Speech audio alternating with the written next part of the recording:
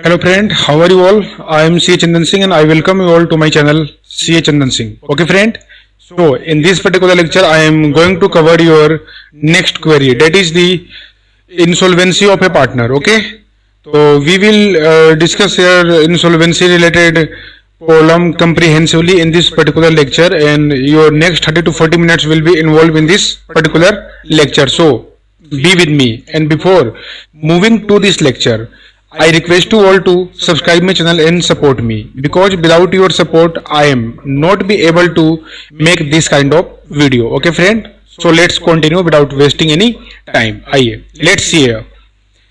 Consequence of insolvency of a partner. Consequence of insolvency of a partner. तो friend, in partnership, you all are aware, you all are well aware that what you are aware that if any changes arise in the partnership, like admission, retirement, death, there will be reconstitution of the partnership. There will be reconstitution of partnership. But what do you mean by the insolvency? So insolvency when will arise? But first you will have to understand the dissolution process. So in dissolution there are various circumstances on fulfillment of which dissolution proceeding will be started. Okay, let's see. First of all, you know there will be minimum requirement of a partner. So if minimum requirement of partner fall below the minimum, then firm will be dissolved. Okay, then if the term of your partnership get completed, then also your firm will be dissolved. So these are few conditions, and there is also another condition on which fulfillment your dissolution process will be started. But insolvency, what do you mean by the insolvency? So in insolvency there will be two circumstances. First circumstances will be only one or two partner become insolvent and rest partner were solvent, and the second circumstances when all the partner become the insolvent. So what will be treatment in both these cases? We are going to discuss this issue. Let's see here. Consequence of insolvency of a partner. तो आपका जो consequence क्या होगा partner के insolvency पे, ये consequence पहले आप लोग एक बार समझ लीजिए. तो देखिए, if a partner goes insolvent then following are the consequence. अगर आपका पार्टनर इंसोल्वेंट होता है तो ये कंसिक्वेंसेस होती हैं. पहला, the partner adjudicated as insolvent ceases to be partner on the date on which the order of adjudication is made. तो जिस भी डेट पे आपका एडजुडिकेशन का ऑर्डर अगर पास हो गया तो उस डेट से आपका पार्टनर इंसोल्वेंट हो जाता है. ठीक है, ठीक है friend. Ceases to be a partner, तो वो पार्टनर अब नहीं कहलाएगा बल्कि वो इंसोल्वेंट घोषित हो जाएगा. The firm dissolve on the date of the order of adjudication unless there is contract to the contrary.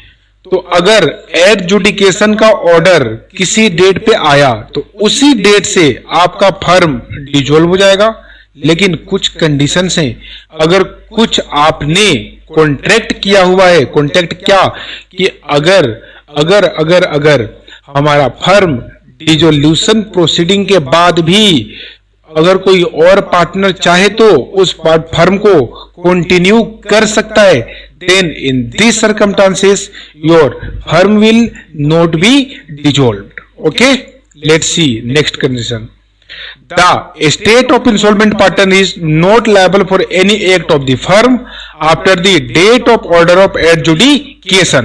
तो अगर आपके पार्टनर ने कुछ भी एक्ट अगर किया है after the insolvent,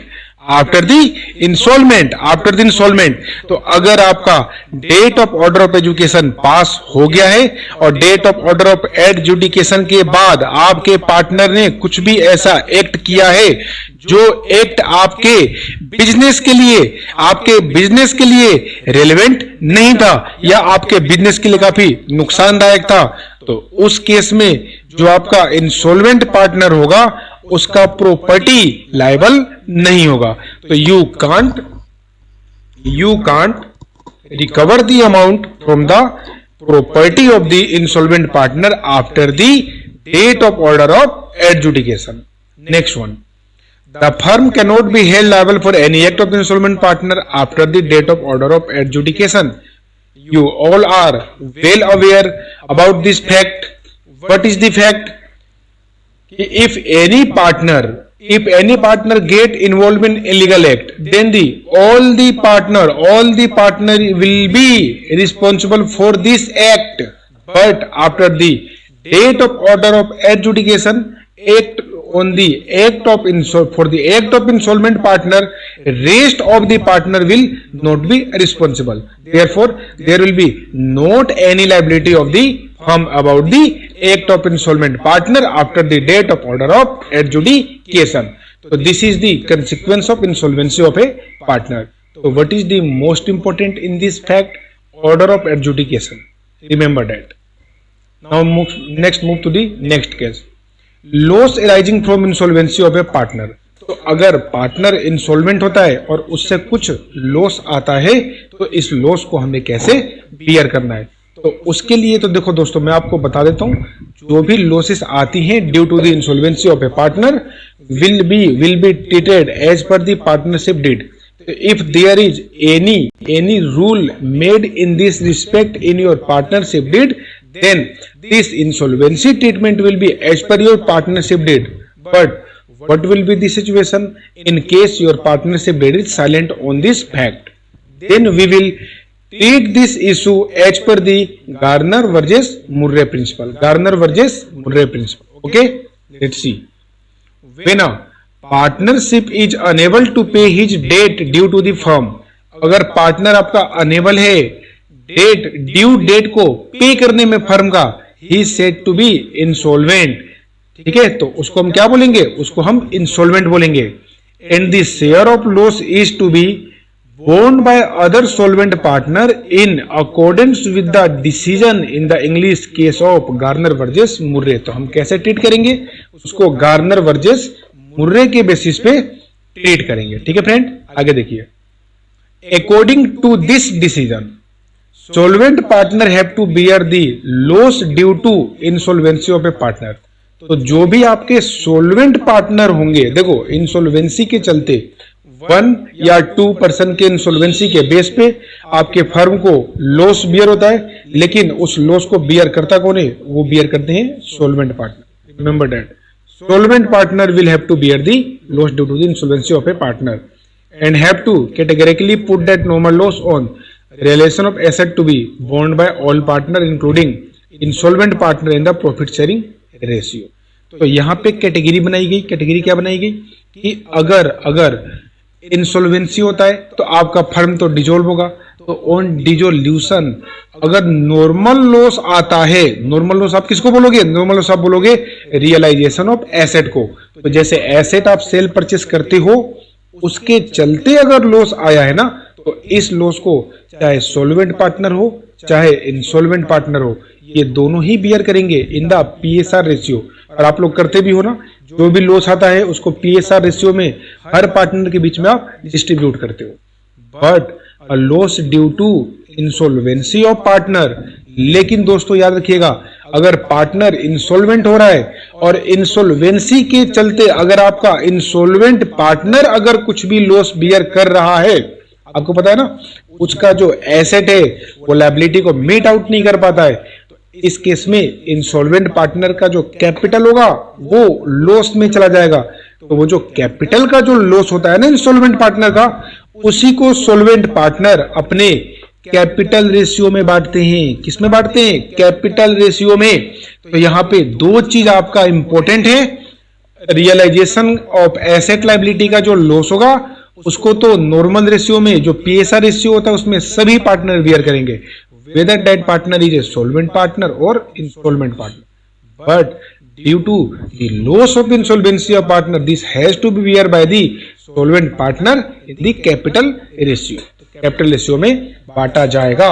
and hope so आप लोगों को बहुत ही अच्छे से समझ में आ रहा हो।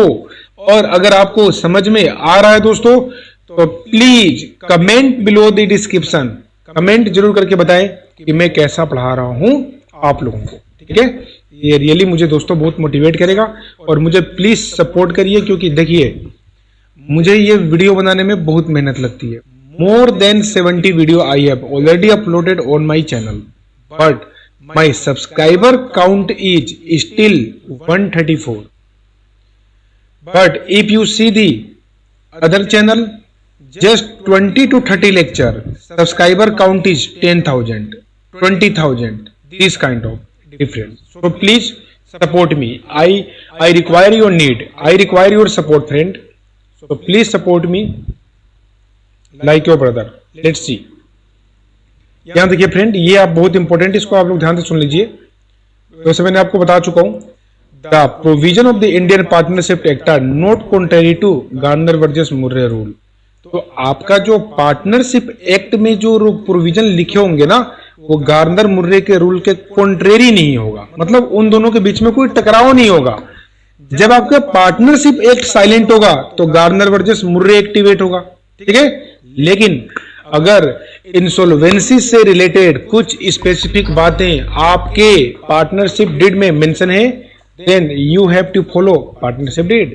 देखिए, however, if the partnership deed provide for a specific method to be followed in case of insolvency of a partner, the provision as per deed should be applied. तो आप कौन सा प्रोविजन अप्लाई करोगे? डीड वाला apply करोगे, ठीक है। अब यहाँ पे आ जाओ, कैपिटल रेशियो आपने देखा था ना कि इंसॉल्वेंसी जो आता है, इंसॉल्वेंट पार्टनर का लॉस जो आता है इंसॉल्वेंसी पे, उस लॉस को दोस्तों हमें कैपिटल रेशियो के बेसिस पे बांटना होता है। तो अब उसी को हम देखने जा रहे हैं। तो देखो, ये पहला क्या बोलता है, the partner are free to have either fix और fluctuating capital in the firm. तो ये तो अब सब कुछ अपने पार्टनरशिप डीड पे डिपेंड करता है कि क्या एग्रीमेंट वो लोग करते हैं, वो फ्लक्चुएटिंग कैपिटल रखना चाहते हैं या फिक्स कैपिटल। तो these all power are vested in the hand of the partner, okay? If they are maintaining capital x fix amount, अगर वो कैपिटल को फिक्स अमाउंट पे मेंटेन करते हैं, then all the adjustment regarding their share of profit, interest on capital, drawing, interest on drawing, salary etc are done through current account. इसको आप लोग कैसे करोगे? करंट अकाउंट में घुमा के लेके जाओगे, बीच में है डेबिट और क्रेडिट बैलेंस, ठीक है ना। तो करंट अकाउंट में तो दोस्तों आपको पता ही है, डेबिट बैलेंस भी हो सकता है, क्रेडिट बैलेंस भी हो सकता है। और ये तो हमने फंडामेंटल ऑफ पार्टनरशिप में ही पढ़ा था कि अगर करंट अकाउंट होता है ना, तो सारे के सारे एडजस्टमेंट करंट अकाउंट में किए जाते हैं, और जो फिक्स कैपिटल होता है, कैपिटल हमेशा फिक्स होता है, ठीक है। And insolvency loss is distributed in the ratio of fix capital. तो जो भी आपका फिक्स कैपिटल होगा, उसी रेशियो में आप इंसॉल्वेंसी के लॉस को डिस्ट्रीब्यूट कर दोगे, किसके बीच में? सॉल्वेंट पार्टनर के बीच में। फिर देखिए, but if capital are not fix and all transaction relating to drawing profit, interest are pass through capital account, then balance sheet of business should not exhibit current account. तो आपके balance sheet में current account तो आएगा नहीं, क्योंकि सारा का सारा कैपिटल अकाउंट में एडजस्ट हो जाएगा of the partner. And capital ratio will be determined after adjusting all the reserve accumulated profit to the date of dissolution. तो डेट ऑफ डिसोल्यूशन तक जो भी आपका अकोमुलेटेड प्रॉफिट होगा, रिजर्व होगा, ड्रॉइंग होगा, वो सारा आप एडजस्ट कर लो। जो भी इंटरेस्ट कैपिटल होगा वो भी आप एडजस्ट कर लो, बट बिफोर एडजस्टिंग प्रॉफिट और लॉस ऑन रियलाइजेशन अकाउंट। लेकिन आप लोगों को इस केस में दोस्तों याद रखना है, जो रियलाइजेशन का लॉस है, उस रियलाइजेशन के लॉस को पार्टनर कैपिटल के अंदर लेके नहीं जाना है, ठीक है। If some partner is having a debit balance in capital account, ये नेक्स्ट रूल है, ध्यान से समझिएगा। If some partner is having a debit balance in capital account, अगर कुछ पार्टनर का जो डेबिट बैलेंस है वो क्या है, कैपिटल अकाउंट में क्या है, डेबिट बैलेंस। अब देखो सीएस वालों, आपको तो पता ही है, आप अपना नोट्स एक बार देख लेना, स्टडी मटेरियल में कितना वाहियात नोट्स बनाया गया है, कोई समझ से परे, समझ में नहीं आएगा। तो ये नोट्स मैंने आप लोगों के लिए बनाया है, आप लोग इसके लिए अप्रिशिएट करें। तो if some partner is having a debit balance in his capital account and is not insolvent, then he can not be called upon to bear loss on account of insolvency of the other partner. ये आप लोगों को ध्यान रखना है कि अगर किसी भी पार्टनर का कैपिटल अकाउंट डेबिट बैलेंस होता है ना, तो वो किसी भी इंसॉल्वेंट पार्टनर के लॉस को बियर नहीं करेगा, लॉस को बियर नहीं करेगा, लॉस को बियर नहीं करेगा। अगर किसी भी पार्टनर का कैपिटल का डेबिट बैलेंस है, किसी पार्टनर के कैपिटल का डेबिट बैलेंस है, किसी पार्टनर के कैपिटल का डेबिट बैलेंस है, किसी पार्टनर के कैपिटल का डेबिट बैलेंस है, तो वो इंसॉल्वेंट पार्टनर के लॉस को, इंसॉल्वेंट पार्टनर के लॉस को, इंसॉल्वेंट पार्टनर के लॉस को बियर नहीं करेगा, बियर नहीं करेगा, बियर नहीं करेगा, बियर नहीं करेगा, बियर नहीं करेगा। ठीक है, ये आप लोग दिमाग में डाल लो अच्छे से। Insolvency of all partner, now comes insolvency of all partner. लेकिन before moving to this particular इस वाले कॉन्सेप्ट को भी मैं नहीं बता रहा, पहले आपको जो मैंने ये कॉन्सेप्ट जो पढ़ाया, इस कॉन्सेप्ट का एक क्वेश्चन मैं आपको दिखाया, आप लोगों को देखना है।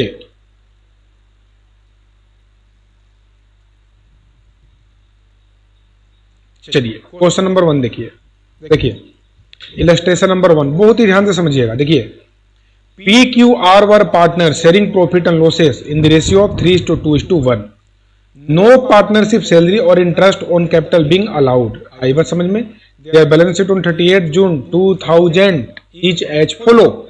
क्या दिखा आपको बता दो? पार्टनर सैलरी और इंटरेस्ट ऑन कैपिटल नहीं मिलेगा, साफ मना किया है। अच्छा एक मिनट, सॉरी दो, हाँ ठीक है, नहीं मिलेगा। तो देखिए लाइबिलिटी देख रहे हो आप लोग, फिक्स कैपिटल, तो फिक्स कैपिटल दिया, इसका मतलब क्या होगा? इसका मतलब ये लोग करंट अकाउंट भी मेंटेन कर रहे होंगे। समझ में? देखिए P 20,000, Q 20,000, R 10,000। ठीक है, करंट अकाउंट P और Q का 500, 9,000। ठीक है, लोन फ्रॉम P कितना है? 8,000, तो हमने P से लोन भी लिया है। Trade creditor 12,400। अब आपको पता है ना कि अगर कोई भी पार्टनर लोन लेता है तो उसको हम आउटसाइडर ट्रीट करके सेपरेटली ट्रीट करते हैं। चलिए, तो ये आपका लायबिलिटी साइड 79,900 कवर। आइए एसेट साइड में देख लीजिए, फिक्स्ड एसेट्स में goodwill 40,000, free hold property 8,000, plant and equipment 12,800, motor vehicle 700।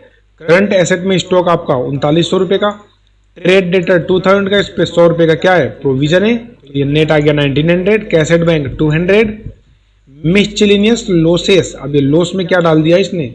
Are का करंट अकाउंट, देखो ये डेबिट बैलेंस शो कर रहा है, देख रहे हो ना, ये डेबिट बैलेंस शो कर रहा है। And profit and loss account कितना दोस्तों बता दो? 12,000, तो ये आ गया 79,900। तो ये प्रॉफिट एंड लॉस है, डेबिट बैलेंस। तो इसको तो आपको एडजस्ट तो दोस्तों करना ही पड़ेगा, इसको आप छोड़ नहीं सकते। तो देखो on 1 July 2000 the partnership are dissolved. Partnership आपका क्या हो गया? डिजोल्व हो गया। 1 जुलाई को डिजोल्व हुआ है, तो इस डेट से पहले तक यानी कि 30 जून तक जो भी एडजस्टमेंट है वो आपको तो करना ही पड़ेगा। देखो motor vehicle was taken over by Q at a value of ₹500। देख रहे हो आप लोग, मोटर व्हीकल कौन ले गया? क्यू ले गया, but no cash passed specifically in respect of this transaction. सही तो है, अब इसके लिए कैश एंट्री करने की जरूरत ही क्या है जब क्यू ले गया तो? अरे कोई पार्टनर अगर एसेट ले गया तो इसके लिए थोड़ा ना कोई एंट्री हम पास करेंगे कोई कैश का।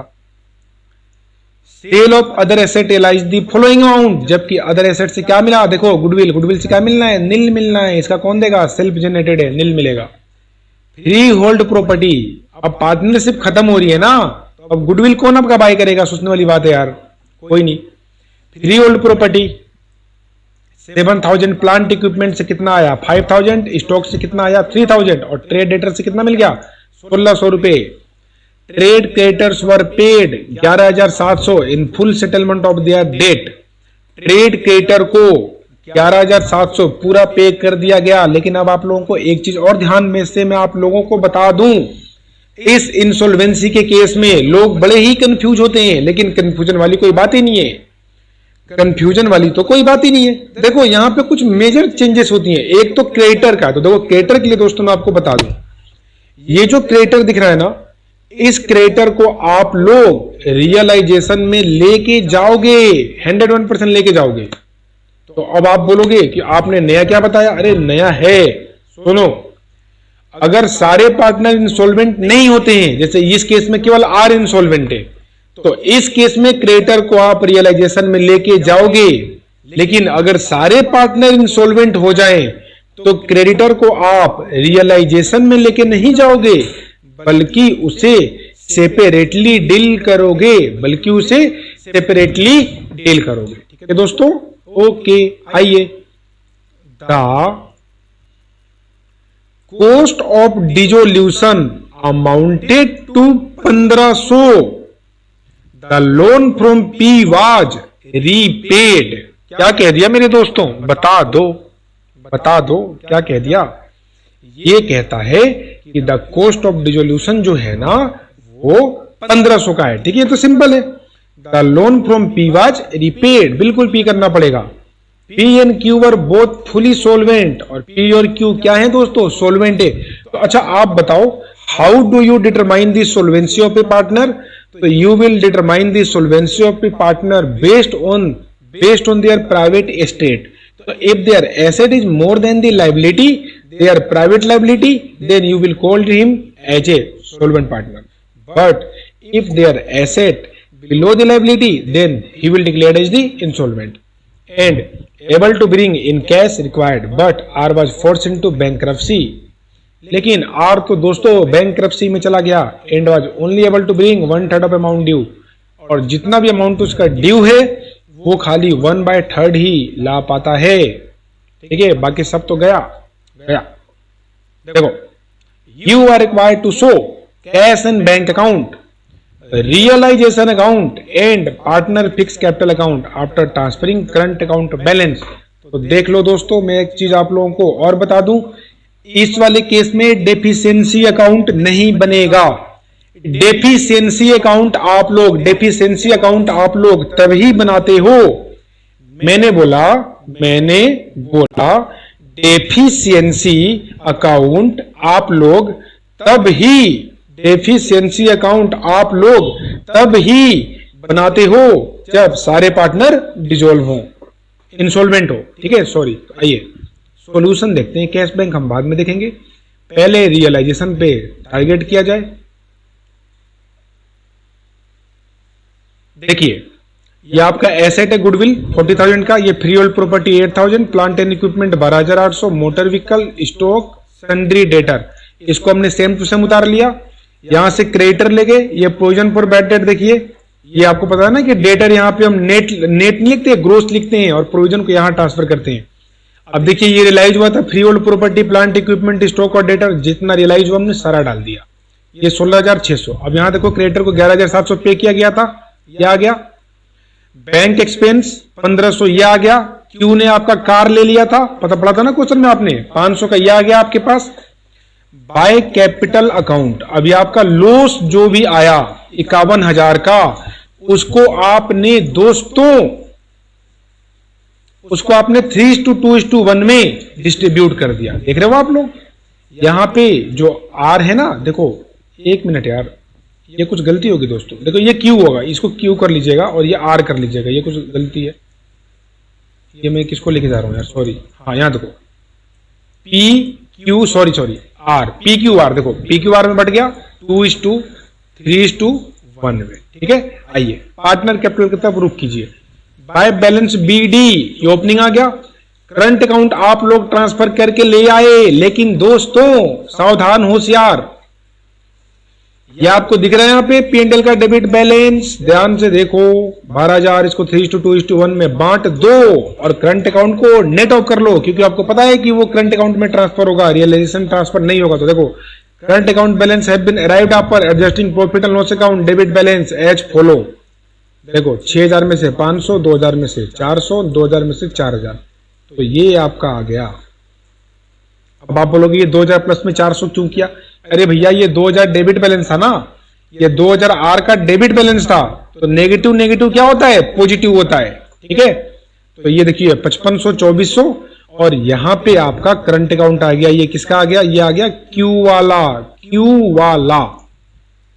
ठीक है, करंट अकाउंट, और ये आ गया आर का, तो इन दोनों का डेबिट चला गया ना। ये बस समझ में दोस्तों, बताइए, देख लीजिए, यहाँ पे परेशान होने की कोई बात ही नहीं है। देखो ये देखो, ये करंट अकाउंट है ना 500, अब यहाँ देखो ये 12,000 है, आप ही बताओ, ये 12,000 है ना, 12,000, 500 क्रेडिट और 12,000, 3:2:1 में थोड़ा बांटो तो सही, कितना होगा 6,000।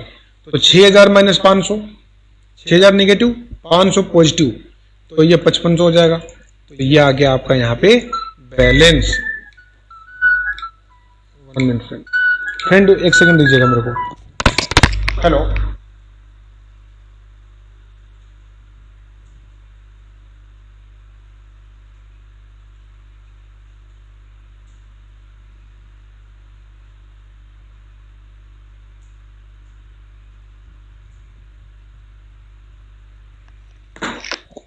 Sorry friend.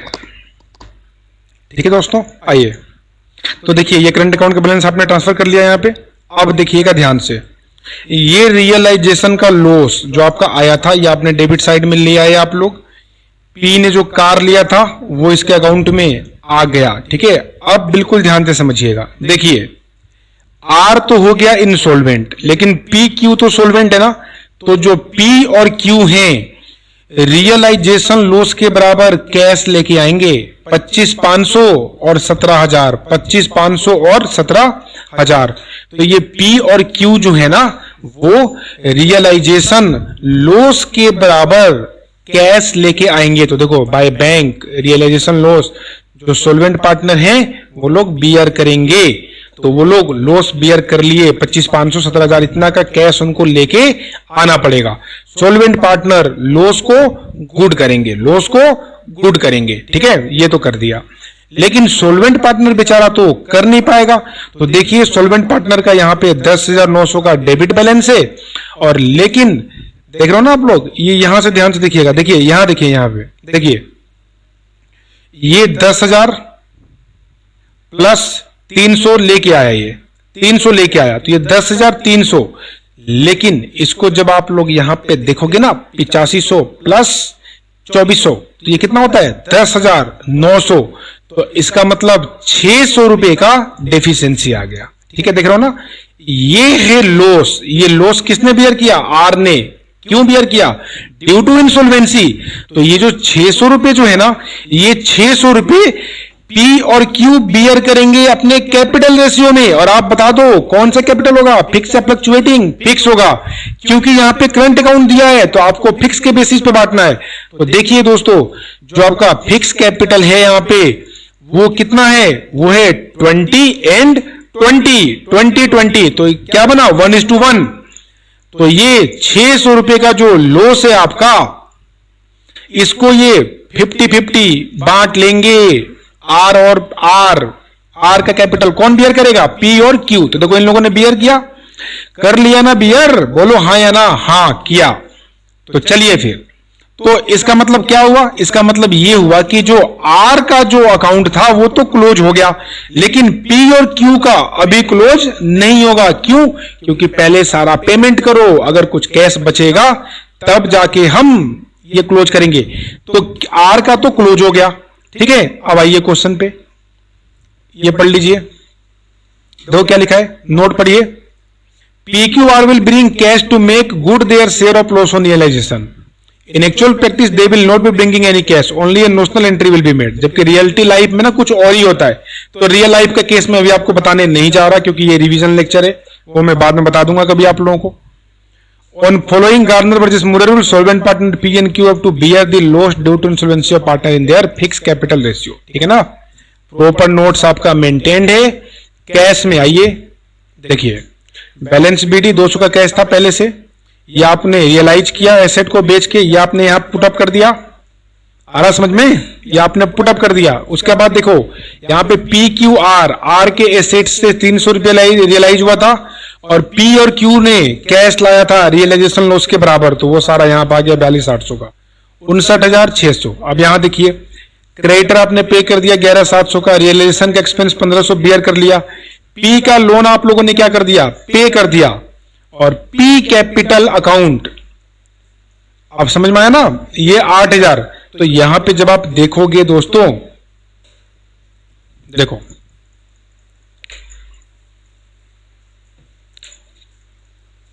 पी का हिसाब निकालोगे तो 14,200 उसका आउटस्टैंडिंग बैलेंस, और इसका 24,200। तो अगर आपके पास सफिशिएंट कैश है तो आप पे करो। तो हमारे पास सफिशिएंट कैश था, हमारे पास सफिशिएंट कैश था, और हमने इसको कहां आ गया मैं, हमारे पास सफिशिएंट कैश था और उसको हमने पे किया। तो ये हमने पे कर दिया और अपना कैश अकाउंट हो गया टैली। देखा आप लोगों ने, तो अगर आपका एक पार्टनर इंसॉल्वेंट होना, जब आपका केवल एक पार्टनर इंसॉल्वेंट होगा, मेरे भाइयों, मेरे फ्रेंड, मेरी बहनों, तो उस केस में बिल्कुल नॉर्मल अकाउंट आपको बनाना है। जब सारे पार्टनर इंसॉल्वेंट होते हैं तो केस कुछ अलग होता है। तो ये था एक पार्टनर का इंसॉल्वेंसी। अब हम चलेंगे सारे पार्टनर जब इंसॉल्वेंट हो जाएं। लेकिन इससे पहले दोस्तों थोड़ी सी मुझे थकान हो रही है, तो मैं 2 मिनट का ब्रेक लेता हूं और आप लोग थोड़ा सा मेरे को चलिए देख लीजिए, फिर मैं आप लोगों को ये बताता हूं all partner insolvency.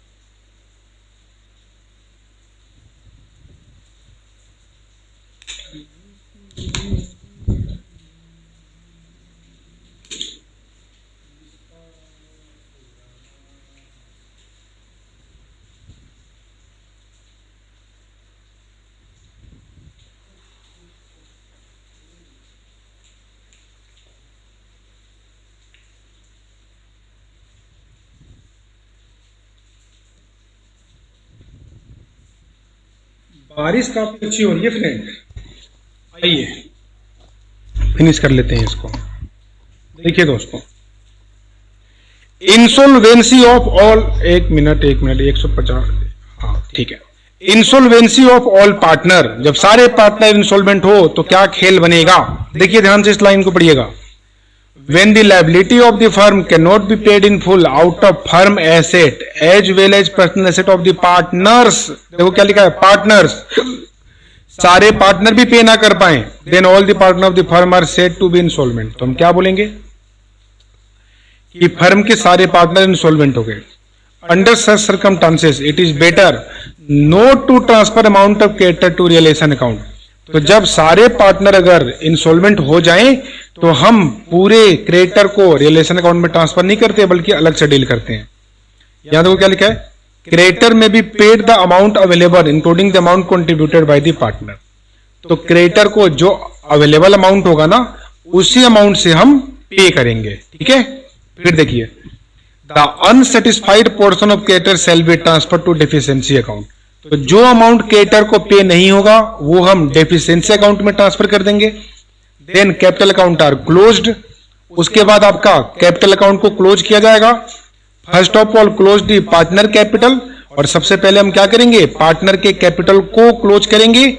And balance amount will be transfer to deficiency account, और जो बैलेंस अमाउंट होगा ना उसको डेफिशिएंसी अकाउंट में ट्रांसफर कर देंगे। And at last deficiency account will be tallied, और आपका डेफिशिएंसी अकाउंट टैलिड हो जाएगा। और ये टैलिड होते हो गया तो समझ लो आपका क्वेश्चन ठीक हो गया, ऐसा हम कह सकते हैं।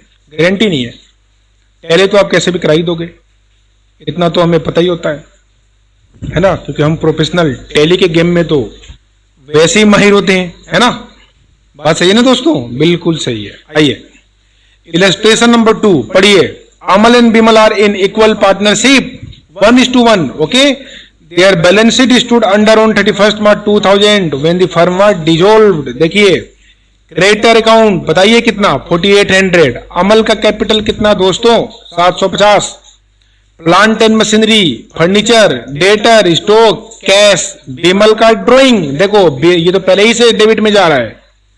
ड्राइंग का मतलब, अच्छा एक चीज बताओ दोस्तों, अगर ड्राइंग एसेट साइड में आ जाए तो इसका क्या मतलब होता है, जल्दी बता दो। ड्राइंग अगर एसेट साइड में आए तो क्या मतलब होता है।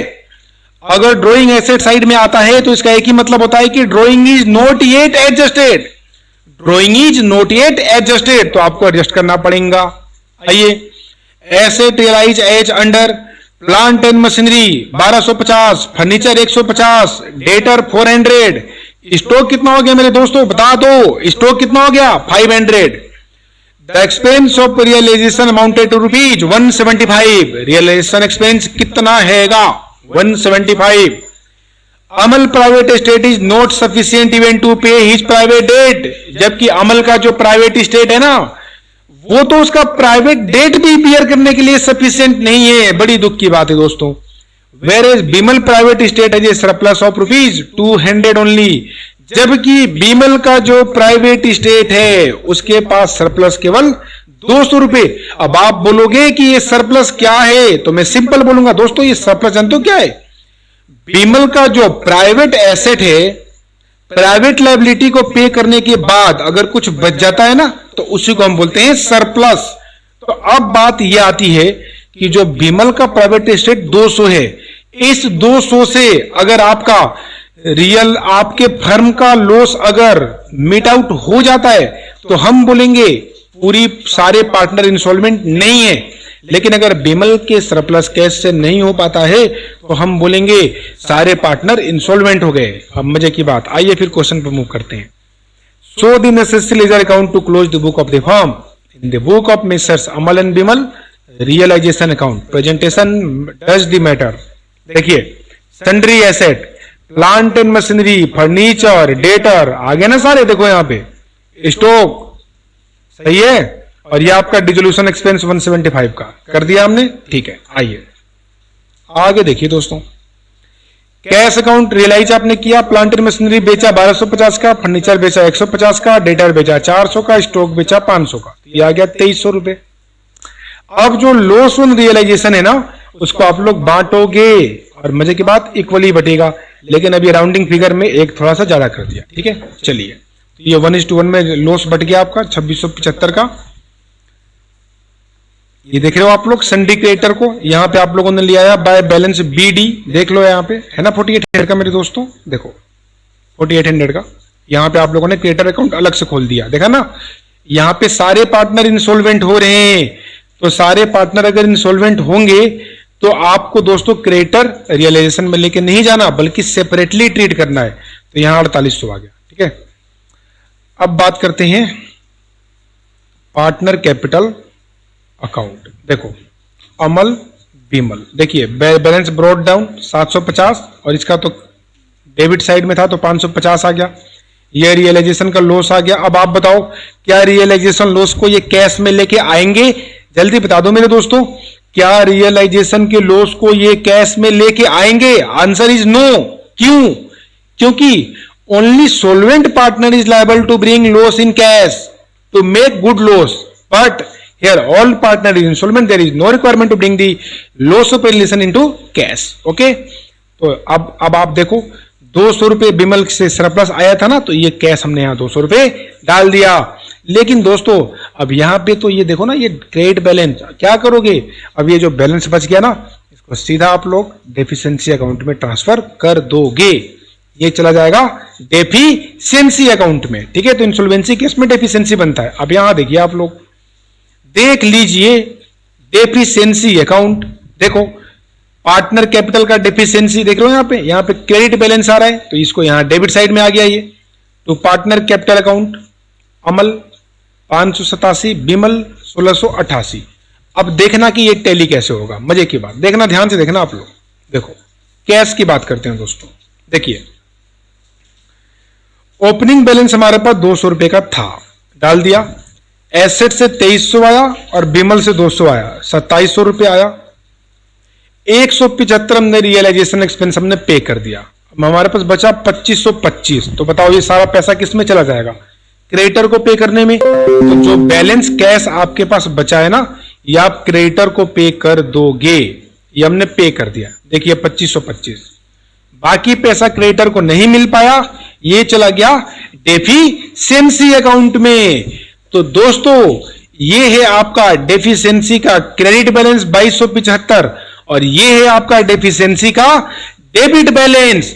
तो debit balance of partner capital account in deficiency account and credit balance of outside liability in the deficiency account will be equal. याद रखिएगा आप लोग। तो देखो क्रेडिटर हमेशा इक्वल ही होगा, क्रेडिटर 2275 और ये टोटल भी 2275, और इस तरीके से ये क्वेश्चन हो गया कंप्लीट। और इसी के साथ अपना अपना अपना अपना insolvency Garner versus Murray principle भी हुआ कंप्लीट। आया समझ में कि नहीं आया? जल्दी बता दो, देख लो। अब इससे बेस्ट में नहीं पढ़ा सकता आप लोगों को।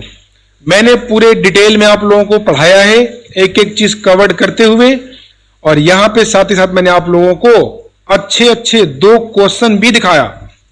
तो आई डोंट थिंक कि इसके बाद आपको कोई डाउट बचने वाला है।